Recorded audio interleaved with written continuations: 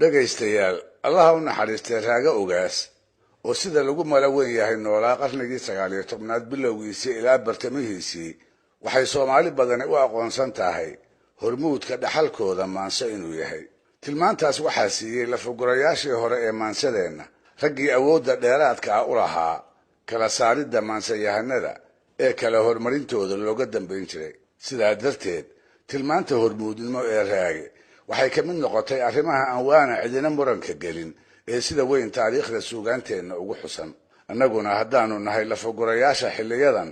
inaan kuwaa hore ku raacna ha joogtee wax kala nooma eka. sababtuna waxay tahay marka hore annaga oo ku kalsoon siday dhagihii hore ee Soomaalidu u kala garan ogaayeen gabyaaga iyo gabya iska yeelka, iyo marka labaad maansadiisa inta naga soo gaadhay oo muujinaysa inuu ahaa hal abuur ay maansa curintu aad ugu fududayd oo awood u lahaa erey waliba halka uu ku habboon yahay inuu ku hubsado. hal abuur ujeedooyinka maansa dooran ogaa kana salgaari ogaa. hal abuur tuducyada maansadiisa ilaa maanta lagu halqabsado oo ay Soomaalidu ku maahmaahdo kolka ay xaajoonayaan ee ay geedka shirka ku dhan yihiin. hal abuur ay maansayahanada cusub higsan jireen iskuna dayi jireen inay isku dhereeriyaan ha yeeshee ay inta badan ku dabalumi jireen. dhanka kale waxaa raaga loo tiriyaa inuu ahaa maansayahankii gabayga Soomaalida fariisiyey, taa oo loola jeeda inuu ahaa ninkii ugu horreeyey ee gabayga ku bilaabay hooyaalayay hooyaalayay hooyaalayay hooye, sidaana uu ku noqday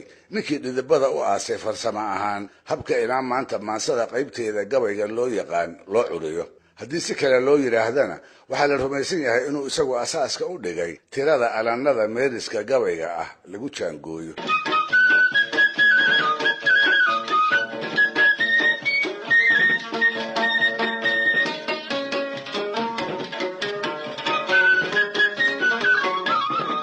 maansada tirada yar ee raaga naga soo gaadhay waxay u badan tahay ujeeddada tilmaanta, haddii ay tahay tilmaan faras, haddii ay tahay tilmaan tiiraanyo, iyo haddii ay tahay tilmaanta murugada geerida sokeeye ay nafta aadanaha ku soo kordhiso. malahayga Soomaali badan ee maqashay isaga oo faraskiisii walhad geeraar qurux badan ku tilmaamaya, isaga oo tilmaamaya siduu uga tiiraanyooday geerida afadiisii uu isagu Faadumo ila biyale ula baxay ee uu aarku ka cunay, iyo isaga oo u baroor diiqaya walaalkii ugaas Xuseen ugaas Warfaa oo si kadis ah iilashadiisii loogu soo warramay. tixdii uu dhacdada ka mariyeyna aan jeer hore halkan idinka maqashiyey. waxse Soomaalida dhexdeeda aan aad ugu faafinay waa gabay gaaban oo isna tilmaan ah kuna saabsan boqorka dugaagga ee aynu libaaxa u naqaan. libaaxu wuxuu Soomaalida u yahay astaanta xoogga, geesinimada iyo buruudka. ninka dhiiran ee goobaha dagaalka ka sheegan, ninka aan halista ka waaban ee warmaha ku soo ganan shafka u dhigta,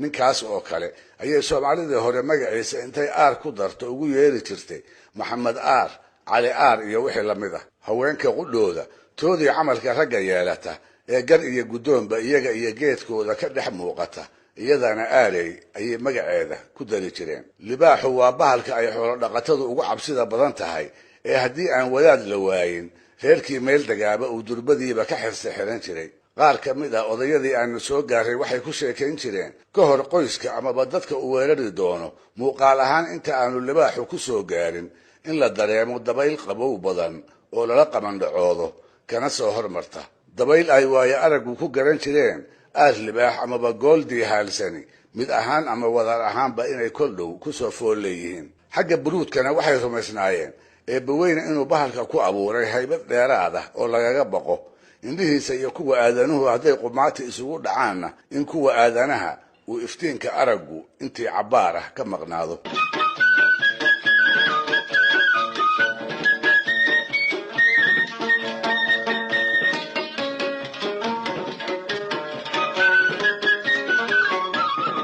sidaasoo ay tahayna waxaa laga warhayaa degaamada Soomaalida qaarkood inay ka jireen rag habeen madow uu libaax u soo dhacay oo dad ka qaaday ama xoolo ka laayay, dabadeedna aarsi u qalab qaatayoo waa berigii inta raadkiisii qaaday barqankii ka kor dhacay isaga oo baruurtii xalay la idaadsan oo geed harac ah gadi cad u jiifa. halkaas baa fooda la isdadi jiray. inkastoo in la rumaysto ay adag tahayna waxaa la wariyaa marmar ninkii ceelka qabay inuu adkaan jiray oo libaaxa goobtaa ku dili jiray. nin ka tegey oo fool adeegii tiirinimo isku darsaday ayaa kolley hawshaa biimada ah u bareeri jiray dabadeedna waa haddaan tiisii ku geline wuxuu mudnaan u lahaan jiray ammaanta iyo aqoonsiga bulshadii uu ku dhex noolaa inta la isu tilmaamo oo farta la isugu fiiqo ayaa la odhan jiray kaas ma aragtaa waa ninkii dayr hebla libaaxa meel heble ku dilay markuu geela ka laayey mar walbase ma ahayn taa oo kale kolkol dhif ah ayay dhici jirtay inta badan waa la aqoonsanaa ba'naanta libaaxa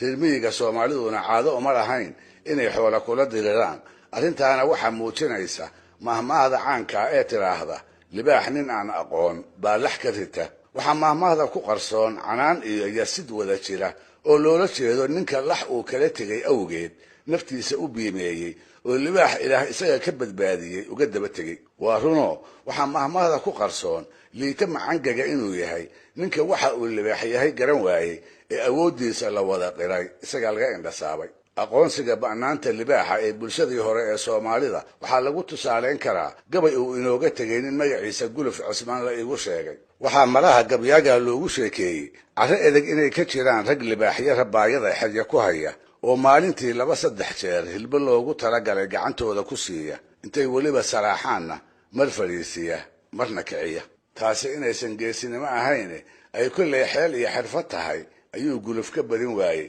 kadib markuu warkii la amankaagay tix gaaban ayuu kolkaa tiriyey wuxuu yidhi xidigaha ninkii kala yaqaan iga xisaab roone nin xeraystay geel xero ka badan xoola iga roone ninka xarafka xaashida ku dhigi iga xuduud roone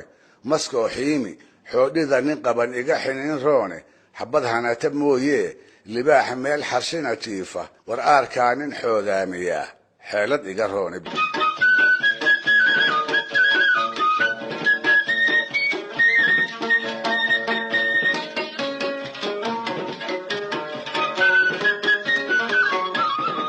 libaax nin aan aqoon baa lax ka rita ayay soomaalidu ku soo koobtay fikradda ay bahalka ka qabta iyo sida ay u aragto raaga ogaasna wax kale ma yeeline aragtida iyada ah ayuu si qurux badan ugu sheegay 4 meedis oo gabay ah uuna ku helay qiimaynta soomaalida la xilliga ahayd iyo kuwa xilliyada dambe dirkaba wuxuu raaga 4 meedis ku sheegay tilmaan kasta oo libaaxu leeyahay muuqaal ooga haddii ay tahay iyo haddii ay tahay falaadyadiisa iyo aadanaha markaa ay kulmaan dareemadiisa argagaxa ay ku dhaliyaan wuxuu xusayaa codkiisa hinraaga loo yaqaan ee marka uu maqlo ay ruuxa baqdin oo idil isugu timaado muuqiisa markii indhaha lagu dhufto cagaha wax laga daya iyo weerarkiisa lagama kabtaanka ah ee uu ku qaado meesiyada la shafeecsado xoolo dhaqataduna ay dabadeed si xun ugu cayrowdo indhihiisa gudgududan ee aan dhugashada loo dhammayn karin hadduu xataa xagaagii hore ahaa raadkiisa markii la kor yimaado laga gariiro cidiyihiisa afka badan ee wixii malagood galo uu ku soo haabto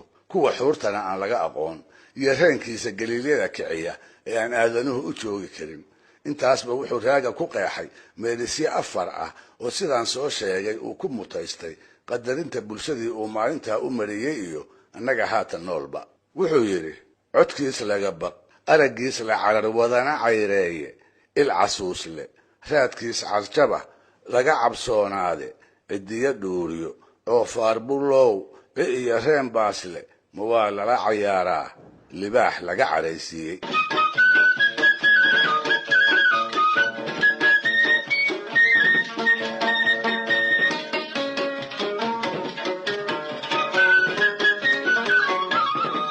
su-aasha uu raaga tixda ku idleeyey ee jawaabteeda la inaga sugayaa kolley waa maya maxaa yeelay libaax caraysane guuldarrada uu dad iyo dunyaba u geysan karaa waa wax aan ruuxna ka daahnayn oo soomaalida raacatada ahina ay waaye aragnimadeeda ku hubsatay waxaa sahartay su-aal kale oo ah maxaa talow tirinta tixdan raago ugu wacnaa runtii lama oga waxaase loo malaynayaa libaaxa laga caraysiiyey inuu isagu isula jeeday uuna ugu goodiyayey rag inta isku dhaririyey mindhaagabay ku maagay